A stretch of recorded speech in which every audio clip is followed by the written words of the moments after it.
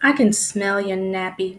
Lee Daniels, step to the front because what the hell was that? Welcome to Be Horrified, the channel where we dive deep into all things horror and its many subgenres.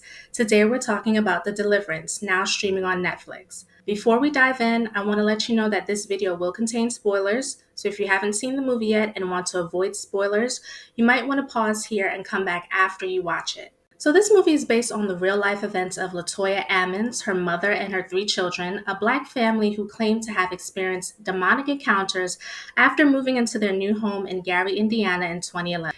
It's a story that has always fascinated me, especially because it involves credible witnesses like case managers, hospital staff, and police officers who backed up their supernatural claims. Usually, in these possessions or haunting stories, it's just a family, maybe a religious figure, claiming to have seen something supernatural. But here you had people in positions of authority, case managers, medical professionals, law enforcement, confirming something strange was going on. It's rare to see that level of corroboration in these kinds of stories, and it adds a layer of credibility that makes the whole situation even creepier. This case was also significant because it was one of the rare instances where a Black family's experiences with the supernatural were not only featured but also taken seriously by the media and authorities. It made the news, which was major, and allowed their voices to be heard on a larger platform. Now, with a premise like that, you'd think the movie would write itself, right?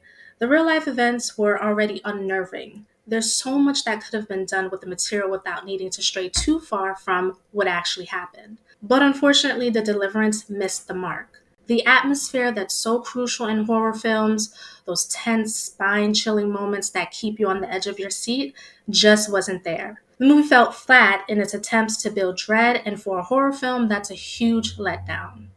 Let's talk about the tone of the movie. It's supposed to be a serious horror drama, and while there were moments that aimed for that, there were others that felt unintentionally comedic. For example, there's a scene where Ebony starts speaking in tongues.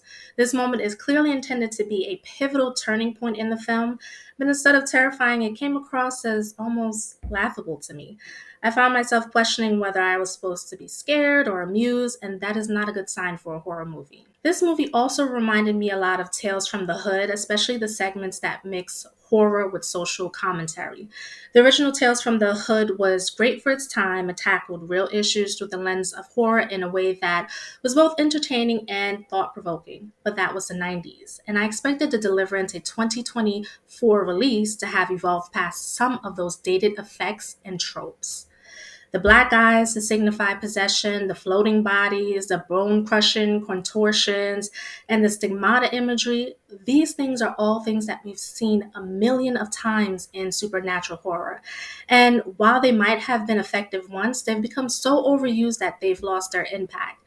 As a fan of the genre, I'm hoping filmmakers will start finding new creative ways to portray demonic possession because this formula is getting tired. Now let's discuss the performances, starting with Andra Day, who played the mother Ebony. I haven't seen much of her acting work before this, but I think she did a good job of what she was given. She did bring a certain depth to the character, but even a strong performance can't redeem a weak script. Monique always brings her A game. She's a good actress, and her performance was solid. However, I found the portrayal of the case manager a bit unrealistic. The way the character was written didn't feel true to how a real case manager would behave. She was rude, even insulting to Grandma Alberta, and while I get that case managers can be overworked, leading to burnout and frustration, and get me, I know, the outright hostility felt unrealistic and unnecessary. It detracted from the character's credibility and pulled me out of the story. I think Lee Daniels was trying to make a statement about child protective services, how they often treat Black mothers, highlighting the systemic biases and harsh judgments they may face.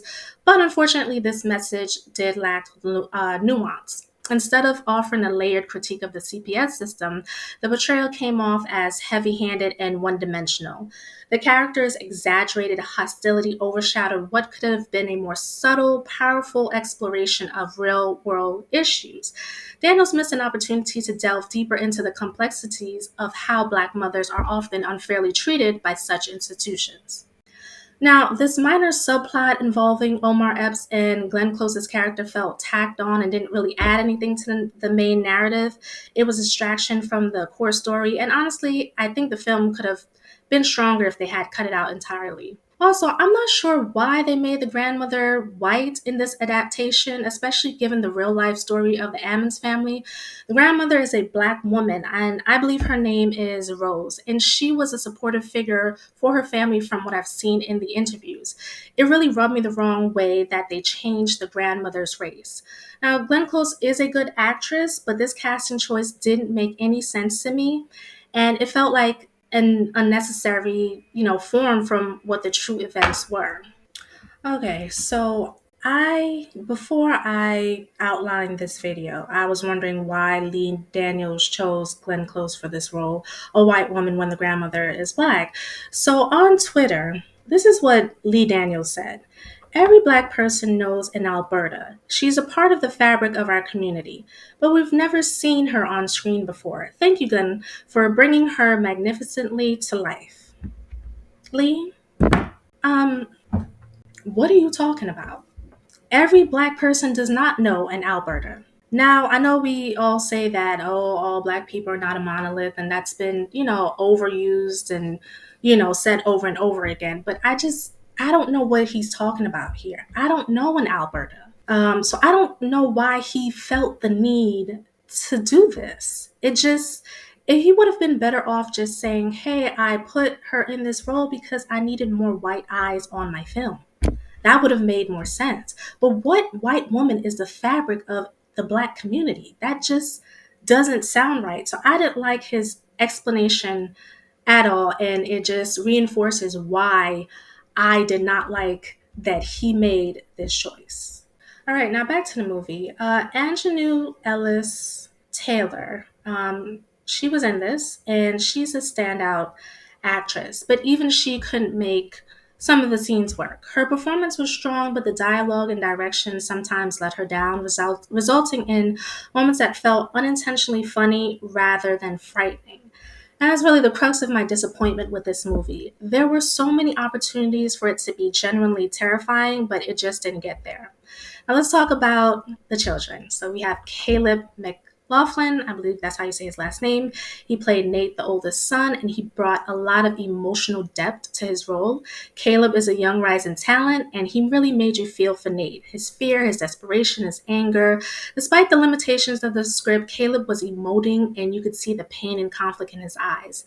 His performance made Nate one of the most sympathetic characters in the movie, and I found myself particularly saddened by his journey.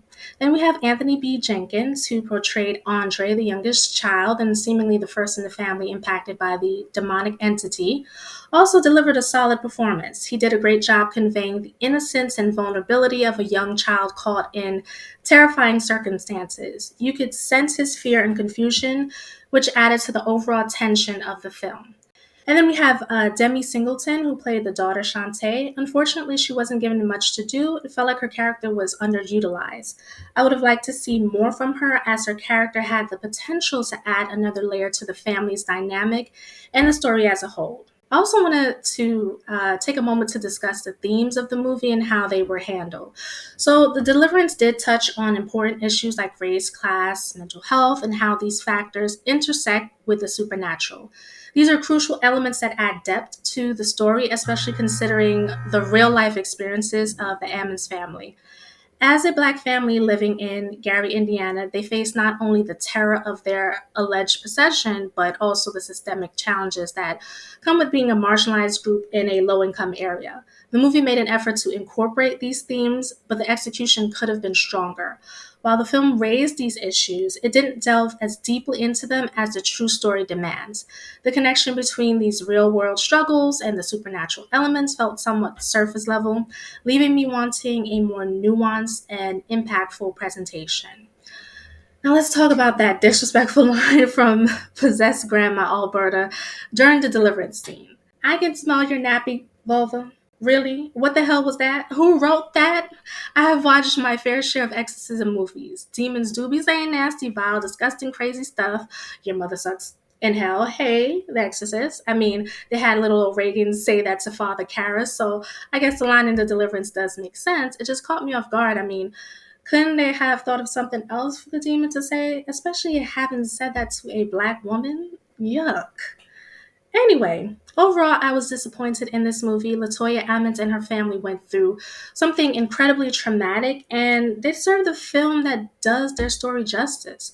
Hopefully, another director and writer will take on this project in the future and deliver a film that truly captures the horror and the humanity of their experience. Now, I don't want to come down too hard on this movie because I believe this is Lee Daniels' first foray into horror. I want to give him some grace because stepping into a new genre isn't easy. That said, there's definitely room for growth, especially when it comes to creating a kind of atmospheric tension that horror fans crave. While Daniels did a decent job of getting us to connect with the family, where the film falls short is the building of that chilling atmosphere early on. So, for example, if you have seen The Conjuring, James Wan masterfully blends the family's human struggles with the encroaching supernatural elements. By doing so, he pulls the audience in, he makes us care deeply about the characters, raising the stakes for the horror that follows. In contrast, the horror elements in The Deliverance felt a bit disconnected, as if they were added in without weaving them into the story's fabric. The result is a film that doesn't quite hit the mark as a cohesive horror drama. But all that being said, I'm still glad to see horror movies that center Black experiences. It's important for our stories to be told in every genre. I really hope to see more Black folks in the horror realm. So I like to rate my movies out of Scream Queens instead of stars. So I would rate this movie a 2 Scream Queens out of 5, and that is me being very generous. So what did you think of The Deliverance? Did it live up to your expectations, or were you left wanting more like I was? Let me know in the comments below. If you enjoyed this breakdown, don't forget to like, comment, subscribe, and hit the notification bell so you don't miss any future videos. Thanks for watching, and I'll see you next time on Be Horrified.